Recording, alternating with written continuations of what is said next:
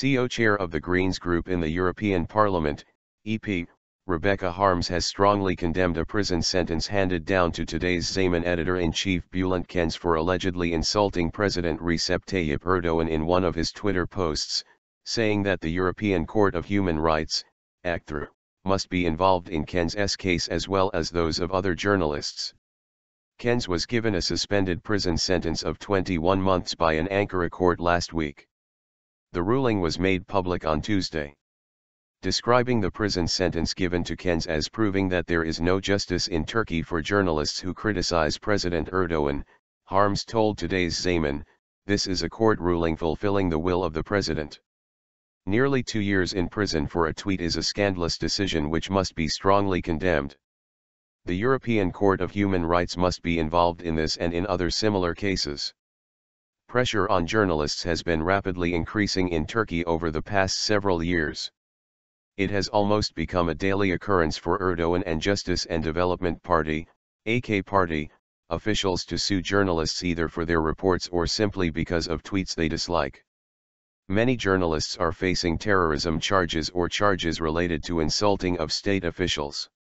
Another European politician, Sir Graham Watson, president of the Alliance of Liberals and Democrats for Europe, ALDE, party in Europe, also voiced his uneasiness and condemnation of the prison sentence handed down to Kenes. 21 months in prison for a tweet considered libelous by President Erdoğan. It did not even mention his name. Turkey needs free speech, wrote Watson from his Twitter account on Wednesday. The Ankara 14th Penal Court of First Instance ruled last week that a Twitter post Kenes wrote in July of last year constituted an insult against then Prime Minister Erdoğan. Thankfully, the respected mother of this shameful man didn't live to see what kind of son she has and saved herself from that torture, Kenes tweeted last year.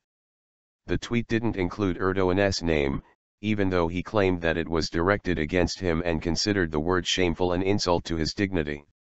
In his defense, Kenes denied all the charges and argued that his remarks fall under domestic and international laws protecting freedom of speech.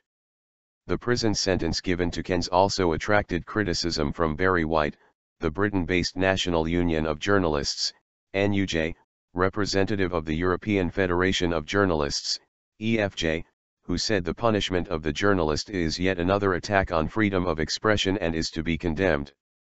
Voicing his unease over the increasing number of people who face legal action for expressing their views, White told today's Zaman, "There is growing concern over the spiraling numbers of journalists, bloggers, and others who are being taken to court on charges of insulting President Erdoğan and other top officials in an attempt to silence criticism.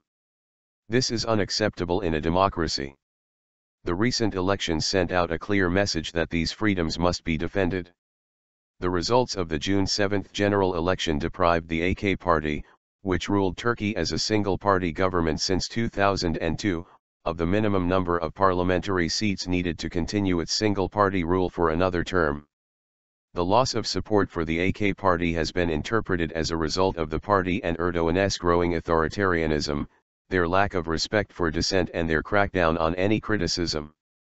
The 21-month prison sentence will be implemented if Kenes commits a similar crime in the next 5 years.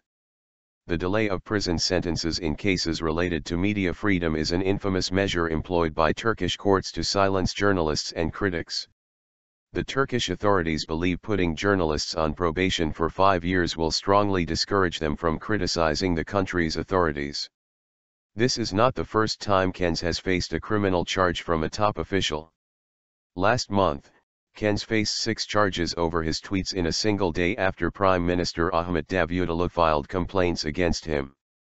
More than a dozen journalists remain behind bars in Turkey, including Taraf journalist Mehmet Baransu and STV network executive Hidayet Karaka.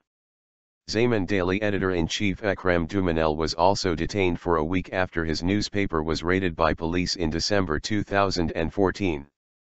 Reporters Without Borders ranked Turkey 149th out of 180 countries in its latest Press Freedom Index, while Freedom House listed Turkey in the not free category regarding media freedoms.